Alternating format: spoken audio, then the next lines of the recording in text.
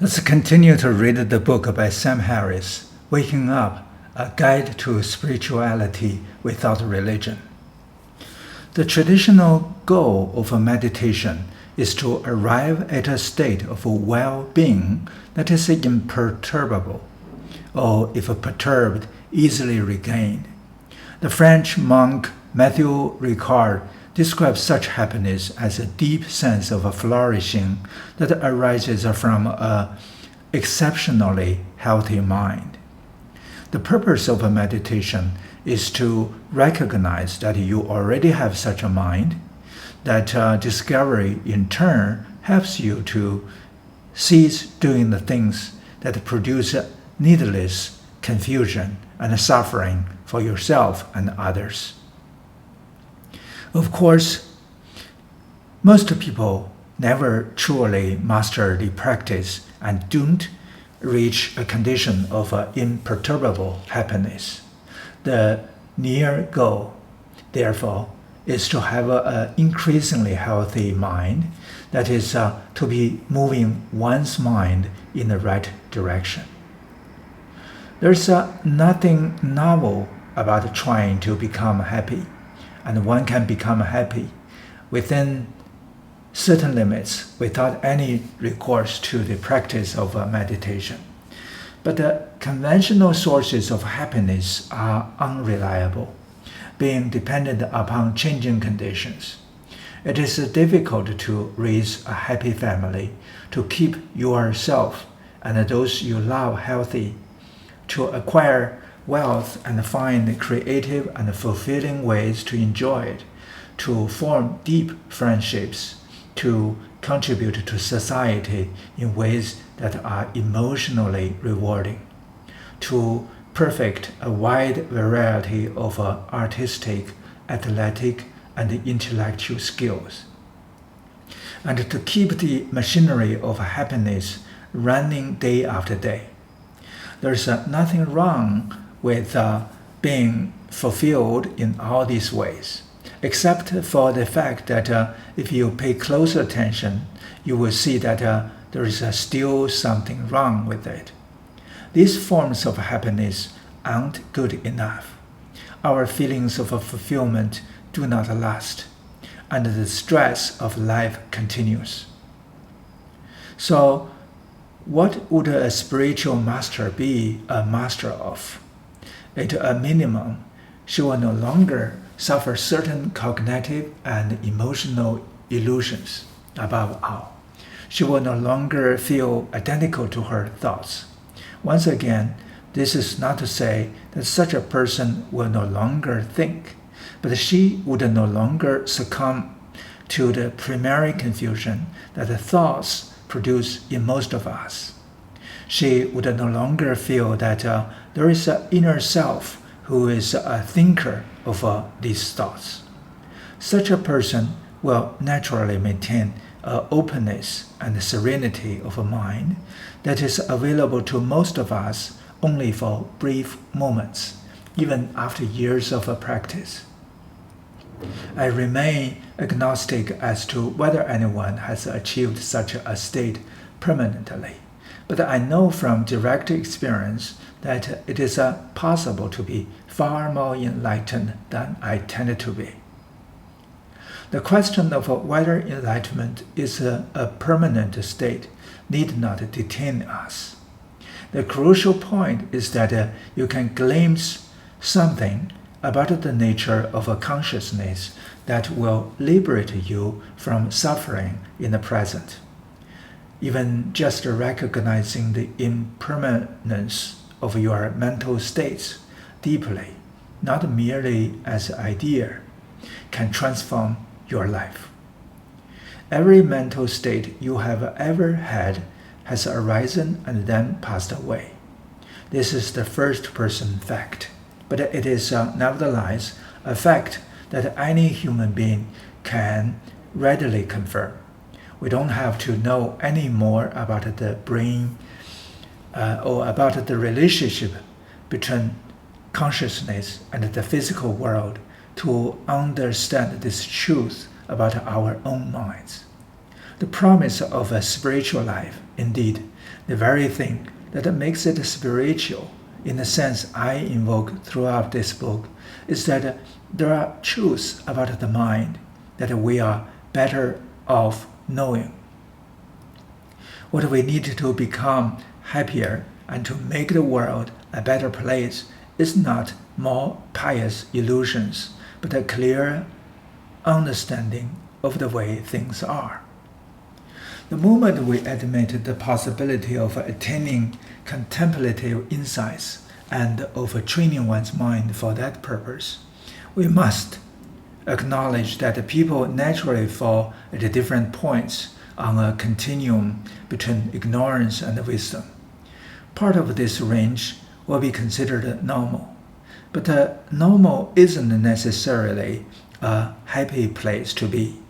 Just as a person's physical body and abilities can be refined, Olympic athletes are not normal.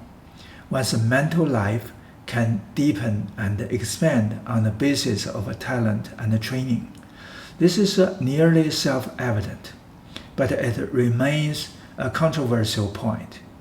No one hesitates to admit the role of talent and training in the context of physical and intellectual pursuits. I have never met another person who denied that some of us are stronger, more athletic, or more learned than others, but many people find it difficult to acknowledge that a continuum of moral and spiritual wisdom exists, or that there might be better and worse ways to traverse it. Stages of a spiritual development, therefore, appear unavoidable, just as we must grow into adulthood physically, and we can fail to mature or become sick or injured along the way. Our minds develop by degrees. One can't learn sophisticated skills such as syllogistic reasoning, algebra, or irony until one has acquired more basic skills. It seems to me that a healthy spiritual life can begin only once our physical, mental, social, and ethical lives have sufficiently matured.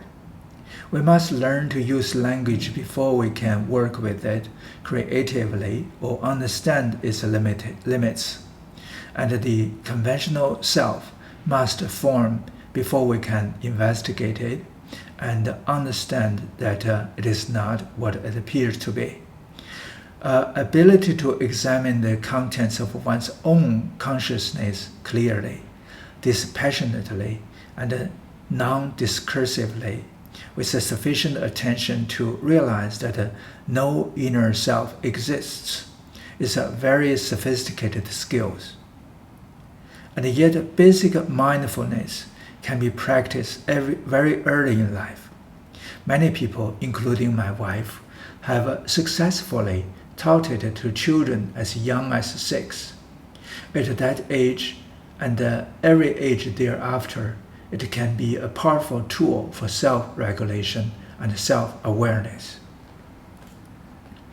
Contemplatives have long understood that positive habits of mind have best viewed as skills that most of us learn imperfectly as we grow to adulthood. It is possible to become more focused, patient, and compassionate than one naturally tends to be. And there are many things to learn about how to be happy in this world. There are truths that Western psychological science has only recently begun to explore. Some people are content in the midst of deprivation and danger, while others are miserable despite having all the luck in the world. This is not to say that external circumstances do not matter, but it is your mind rather than circumstances themselves that determines the quality of your life. Your mind is the basis of everything you experience and of every contribution you make to the lives of others. Given this fact, it makes sense to train it. Scientists and skeptics generally assume that the traditional claims of yogis and mystics must be exaggerated or simply delusional, and that the only rational purpose of meditation is limited to conventional stress reduction.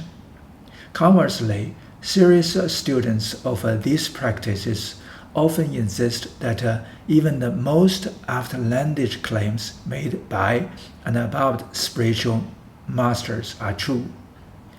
I'm attempting to lead the reader along a middle path between these extremes, one that preserves our scientific skepticism, but acknowledges that it is possible to radically transform our minds. In one sense, the Buddhist concept of enlightenment really is just the epitome of stress reduction, and depending on how much stress one reduces, the results of one's practice can seem more or less profound. According to the Buddhist teachings, human beings have a distorted view of reality that leads them to suffer unnecessarily. We grasp at transitory pleasures. We brood about the past and worry about the future. We continually seek to prop and defend an egoic self that doesn't exist. This is stressful, and the spiritual life is a process of gradually unraveling our confusion and bringing this stress to an end. According to the Buddhist views, by seeing things as they are, we cease to suffer in the usual ways, and our minds can open to states of well-being that are intrinsic to the nature of consciousness.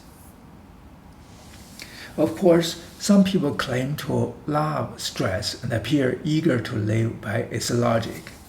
Some even derive pleasure from imposing stress on others. Genghis Khan is reported to have said, "The greatest happiness is to scatter your enemy and drive them before you, to see his cities reduced to ashes, to see those who love him shrouded in tears, and to gather to your bosom his wives and daughters." People attach many meanings to terms like happiness, and not all of them are compatible with one another. In the moral landscape, I argued that we tend to be unnecessarily confused by differences of opinion on the topic of human well-being. No doubt, certain people can derive mental pleasure and even experience genuine ecstasy by behaving in ways that produce immense suffering for others. But we know that these states are anomalous, or at least not sustainable, because we depend on one another for more or less everything. Whatever the associated pleasures, reaping and pledging can't be a stable strategy for finding happiness in this world. Given our social requirements, we know that the deepest and the most durable forms of well-being must be compatible with ethical concern for other people, even for complete strangers. Otherwise, violent conflict becomes inevitable. We also know that there are certain forms of happiness that are not available to a person, even if, like Genghis Khan, he finds himself on the winning side of every sage. Some pleasures are intrinsically ethical, feelings like love, gratitude, devotion, and compassion. To inhibit these states of mind is, by definition, to be brought into alignment with others. In my view, the realistic goal is to be attained through spiritual practice. It's not some permanent state of enlightenment that admits of no further efforts, but a capacity to be free in this moment, in the midst of whatever is happening. If you can do that, you have already solved most of the problems you will encounter in life. Okay, that's the end of the first chapter. So I will stop here. Hope you enjoy it. If you like, please forward to your friends and subscribe this channel. Thank you. Bye-bye.